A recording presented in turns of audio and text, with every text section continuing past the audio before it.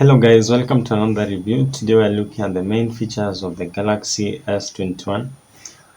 Now this phone is going to launch in only 2 days. We're going to check the first difference between this device and the previous model is the design. This time we're having a two-tone color while the previous design was all color in one. And for the camera, it's not going to be like standing out. It's more carved out at the edges as seen in the photos below, and I really like that feature. I think it looks better. It makes it stand out when you compare it with other flagship phones, especially for the two-tone color. You can't find it anywhere. Now that's not the only difference. The other difference is that, in contrary with the normal Samsung displays for the flagship phones, this time we're only going to have a 1440p resolution for the Ultra only. That means for all the other phones, they are going to have a resolution of 1080p plus. Let me know if this affects whether you're going to buy the phone or not. But regardless of that, all of them will be able to have 128 hertz. So apart from that, on the camera side, Samsung also opted to remain with the triple camera setup. For the S20 and the S20 Plus, all of them are going to remain with this previous design, maybe for just some minor tweaks with the software or maybe the sensor. But for the Ultra, this time there's going to be a new laser AF model, which is going to replace the 3D TOF sensor present in the S20 Plus. That is this camera, then another center below, which will make the S20 Ultra to shoot better photos. So yeah, it's going to have the below sensor is the photo camera sensor, probably for depth sensing. Then, as I mentioned earlier, I really like the two-tone color. You can't find this design anywhere, especially on flagship models. So I'm really interested in how people are going to uh, have a preference in that. But for me, I think it's going to make the phone to stand out. Now, the next difference is the processor. Previously, the exynos processor was performing relatively lower compared to the snapdragon counterpart. In case you bought a Samsung Galaxy phone and you got the exynos one, your device was probably less powerful than other devices. Now, from the leaked benchmarks, this shows the opposite, especially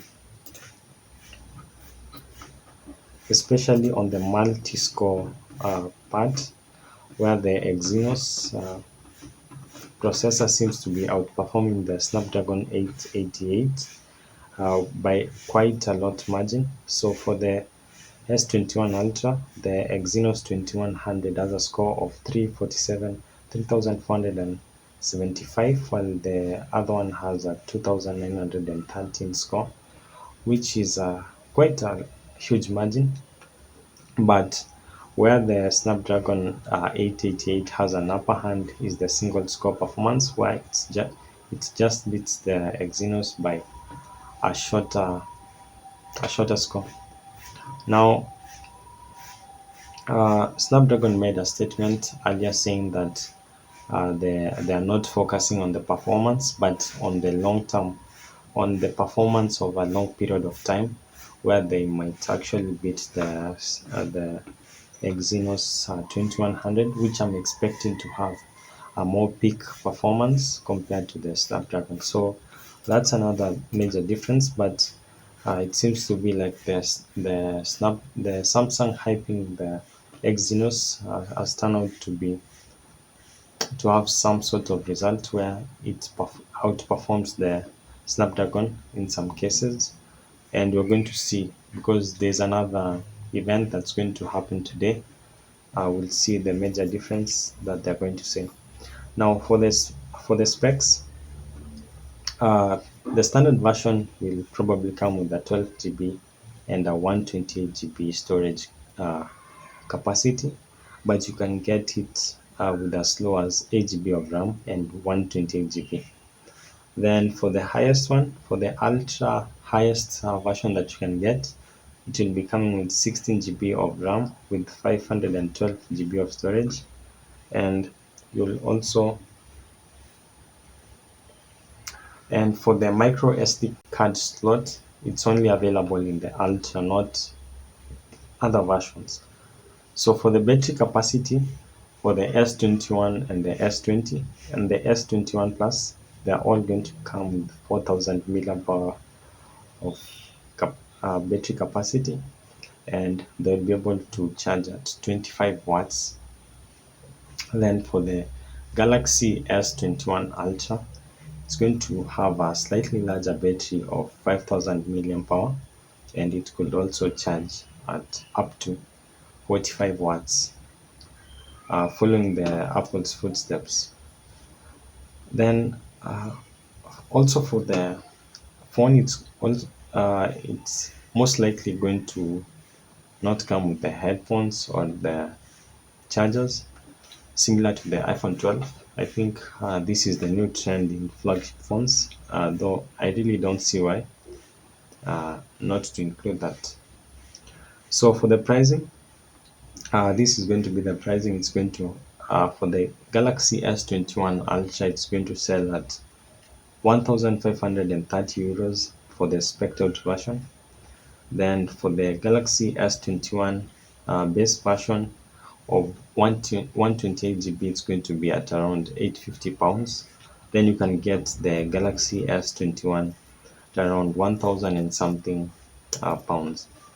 Now we're going to wait for the exynos event happening today.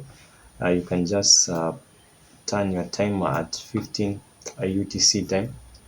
I believe it's in about 5 hours. The event will be starting. So we're just going to see the new specifications in the Samsung chipset before the launch that's going to happen in about 2 days.